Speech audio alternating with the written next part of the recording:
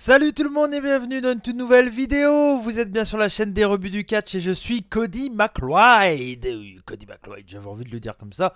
Vous êtes bien ici pour la review de la New Japan Cup sur la chaîne des rebuts du catch. On est aujourd'hui à la journée 9 et vous voyez la vidéo le lendemain sûrement ou peut-être le soir même, je sais pas, ça dépend si j'ai eu le temps voilà, surtout le temps d'uploader cette vidéo le jour même parce qu'il est déjà tard à l'heure où je tourne la vidéo, il doit être 20h30, quelque chose comme ça. Mais bon voilà, qu'est-ce que vous pensez hein? Je fais plein d'autres choses. Je fais plein d'autres choses et en ce moment je suis en travaux, peut-être que vous le savez. Et donc du coup voilà, j'ai pas trop le temps pour mater énormément de catch, mais j'arrive quand même à me garder ma petite heure et demie pour mater la New Japan Cup et plein d'autres trucs. Je vous en parlerai ce jeudi sur la chaîne des rebuts du catch lors de l'hebdo. On va parler un peu catch japonais également lors de l'hebdo. Mais bon, je vous laisse venir à l'hebdo pendant l'émission, donc de demain, jeudi, 20h30, pour voilà, parler de catch japonais, mais pas NJPW. Voilà, je vous laisse miroiter avec ça, puis on verra bien si vous êtes là. Sinon, si vous pouvez pas être là, le replay, n'hésitez pas pour revoir en live, en replay, toutes les émissions. La meilleure team replay du catch français. Merci à vous tous en tout cas. Bref, aujourd'hui, on va parler de la New Japan Cup. Allez, c'est parti, on enchaîne tout de suite. On avait deux matchs aujourd'hui de la New Japan Cup entre Yoshihashi. Le premier, c'était entre Yoshihashi et Tomohiro Ishii. Et clairement, voilà, je vais être honnête d'entrée de jeu, c'est un match à voir, putain de merde. Et ouais, putain, je suis désolé d'être aussi violent, mais je m'attendais tellement pas à dire ça un jour d'un match de Yoshihashi. Alors bon, Tomohiro Ishii, on sait qu'il pourrait catcher avec un balai, ça pourrait être bien, parce qu'il a une intensité, il a une tronche, il a un charisme qui est dingue.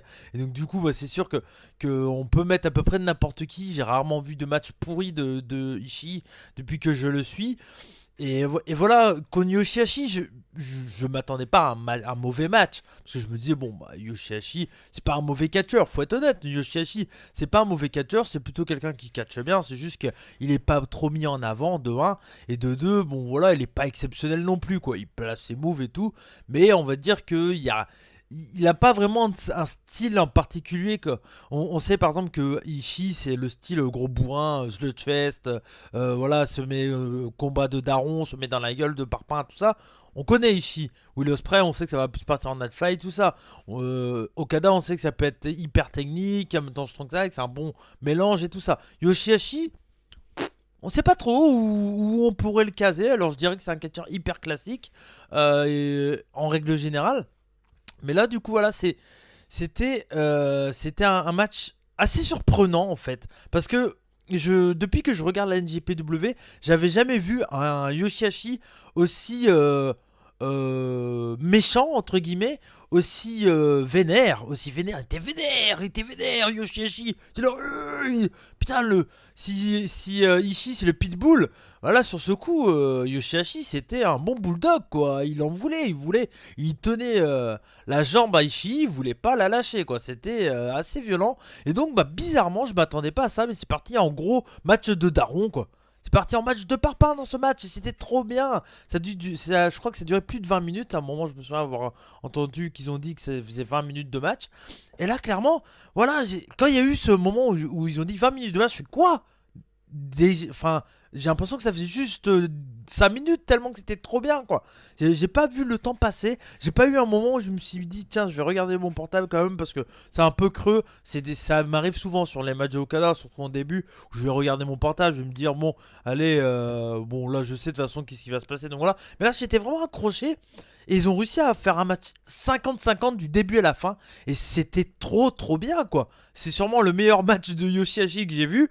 On a vu le meilleur match sûrement de Taichi face à Ishii. Là, on voit le meilleur match de Yoshihashi contre Ishii. Alors, j'ai pas tous les matchs solo de Yoshihashi en tête, vu que ça fait 3 ans que je regarde la NJP et qu'il était là avant. Peut-être qu'il avait fait des meilleurs matchs avant. Mais là, en tout cas, depuis que je regarde la NJPW, ce match-là, il m'a impressionné, quoi. Si vous l'avez pas vu, regardez-le parce que bordel, qu'est-ce qu'il est bien. Il est vraiment très bien. Et franchement, voilà, c'était vraiment. Il y a eu des gros moves dans tous les sens.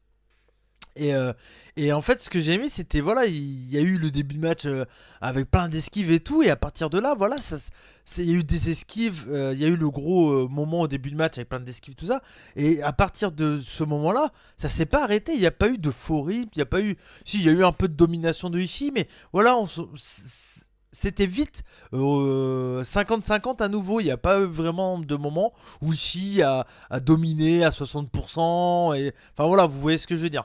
Mais là, franchement, c'était vraiment un gros match à 50-50. C'est peut-être un de mes matchs préférés pour le moment. Je m'attendais tellement pas à voir ça en fait. Je m'attendais à un bon match. Mais là, j'ai eu un très bon match. Et donc, du coup, voilà, j'ai été vraiment très surpris par Yoshihashi. Yoshihashi m'a impressionné dans ce match, clairement. Je me dis. Et pourquoi pas, ça peut faire un très bon face. Et je me dis que, par exemple, en tant que champion Never ou autre, pourquoi pas, ça peut. Après, tout dépend de son adversaire, je pense. On a bien vu hein, quand son premier tour, je sais même plus contre qui c'était d'ailleurs. Contre qui c'était Yoshihashi. Je sais plus, bref. Je crois que je me suis posé la même question sur le tour d'avant. Et je crois que c'était. Attends, c'était qui? C'était un ancien sur. Attends, ah, Tenzan. C'était pas Tenzan? C'était Tenzan, je sais plus, bref. Mais en tout cas, voilà. Mais c'était, non, franchement, c'était un très bon match. Donc, du coup, quand même, victoire de Ishii. Mais j'y ai cru quand même à un moment qu'ils allaient faire gagner Yoshihashi. C'était vraiment plein de suspense ce match. Vraiment plein de suspense. Grosse victoire de Ishii qui va se retrouver en demi-finale. Et ça fait plaisir. Ishii qui a bien pris dans la gueule. Hein, parce que Yoshihashi a tapé extrêmement fort tout le long du match. Il avait même la poitrine ouverte, l'ami Ishii. Donc voilà, non, c'était vraiment un très bon match. Ne passez pas à côté si vous l'avez pas vu, franchement. Croyez-moi, c'est vraiment un match à voir dans ce tournoi. Voilà, c'était un très bon match. On passe à la suite et donc au dernier match qu'on va chroniquer ce soir, les amis. C'était Kazuchika Okada, l'ancien champion IWGP contre Will Ospreay, le champion Never de la structure actuelle. Et le catcheur anglais qui va venir à l'APC, vous le savez. Moi, malheureusement, je ne pourrai pas être là, mais je crois qu'une certaine minute devrait y aller. Donc voilà, on vous en parlera bien sûr sur la chaîne des rebuts du catch, comme normalement, voilà, Minou y sera, puis il y en aura plein d'autres d'entre vous qui vont aller à ce jour. Donc on aura de quoi parler de Will Ospreay à la PC, bien sûr, sur la chaîne des rebuts du catch. Moi, je n'y serai pas malheureusement, mais ça sera que partie remise, voilà, bien sûr, hein, pour une autre fois, je viendrai à la PC, un de ces quatre, il n'y a pas de souci, mais là, clairement, ce n'est pas possible. Bref, allez, on parle du match qui a eu lieu, donc, du coup, en main event, Okada contre Will Ospreay. Alors, j'avais déjà adoré leur match l'anniversaire l'année dernière de Okada Will Ospreay, qui était vraiment très bien, quand Will Ospreay était champion junior et que Okada était champion IWGP. C'était vraiment un super match, qui avait pas trop de suspense, je me souviens à l'époque, on s'en doutait quand même qu'Okada allait gagner, surtout qu'il était sur une invincibilité depuis pas mal de temps. Et là, on pouvait avoir un peu plus de doutes parce qu'on disait, allez, pourquoi pas le gros upset de dingue. Et puis voilà, peut-être qu'ils ont une autre idée de gagnant, peut-être de refaire Tanahashi Jay White au Garden, hein, c'est une affiche qui est quand même très bien. Elle a main eventé le. Non, j'allais dire une connerie. J'allais dire qu'elle a main eventé le Tokyo Dome, mais non, n'importe quoi. Mais enfin voilà, c'est un match qui pourrait être un main event de NJPW. Tanahashi Jay White, ça a main eventé New Beginning, par contre, ça c'est vrai. Et donc voilà, mais donc je me suis dit, il y a peut-être plus moyen d'avoir un upset, une victoire de Will Ospreay dans ce match-là que lors de l'anniversaire l'année dernière. Et franchement, voilà, bon, j'ai pas été déçu, c'était un extrêmement bon match, voilà. C'était clairement un très bon match. Qu'est-ce que vous voulez que je vous dise? C'est Okada, c'est un talent fou. Ospreay, c'est un talent fou. Ils savent mettre les pauses qu'il faut dans le match, ils savent faire patienter, ils savent teaser un bump, et ça c'est tellement important, et ça fait tellement du bien de voir ça. Des fois, j'adore quand tout part d'un coup, quand tout se casse la gueule dans les matchs de parpaing avec Ishii, tout. Mais quand les mecs ils te teasent un finish move, qu'est-ce que c'est bien. Il y a eu plein de comptes comme ça dans ce match, j'en ai noté quelques-uns. Alors le premier que j'ai bien aimé, ah oui, juste avant il y a eu un moment, il y a eu un Sasuke spécial de Will Ospreay, clairement qui était très dangereux, hein. Il était à ça, la tête à ça du ring à un moment, juste quand il est tombé en fait sur Okada, il avait la tête comme ça.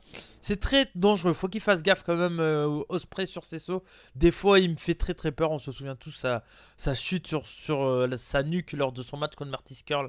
Je crois que c'était il y a à peu près un an. C'était il y a un an. C'était pas genre à Sakura Genesis il y a un an. Je crois que c'est ça, hein, si je dis pas de conneries.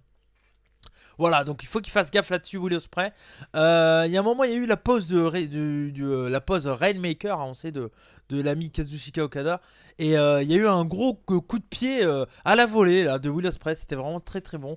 Il y a eu le Stormbreaker, donc le finish, hein, le nouveau finish à Will Ospreay, contré en arm drag. Assez cool parce que nouveau, hein, on n'a pas l'habitude de voir le Stormbreaker contré comme ça. Donc franchement, c'était vraiment très très cool. Il y a eu un Rainmaker contre un Spanish Fly. Et ça, c'était top. Waouh, l'action, on le voit partir. On se dit, bon, bah, c'est la fin. Et puis là, tac, Spanish Fly à la volée direct comme ça. Ils sont incroyables, les mecs. Incroyables. Il n'y a vraiment pas à chier là-dessus. Et puis voilà, la fin de match avec plein de gros finish et tout ça. Rainmaker contré en Stormbreaker, contré en Piledriver. Suivi du Rainmaker pour la fin, victoire de Okada. Voilà. C'était vraiment un très très bon match. Si vous l'avez pas vu, il faut clairement le regarder aussi. Voilà, 2 matchs à voir. On voit qu'on arrive sur la fin de tournoi.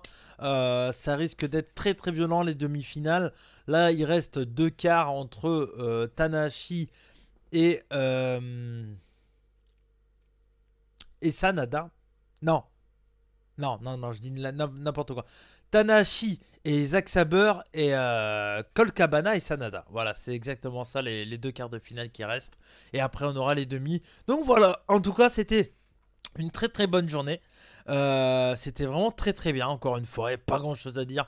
Le catch, quand c'est comme ça, bah, ça fait plaisir d'en regarder. Même si on est un peu fatigué, voilà, qu'on aimerait bien à la limite faire un peu autre chose. Parce que on aime bien aussi se soulager la tête, hein, en jouant des jeux vidéo, en regardant des films ou autre. Mais bon, voilà, des fois, regarder du catch aussi, ça permet ça. Surtout quand c'est du très bon catch comme ça. Voilà. Moi, personnellement, je vous le dis, hein, je ne regarde plus la VVE actuellement.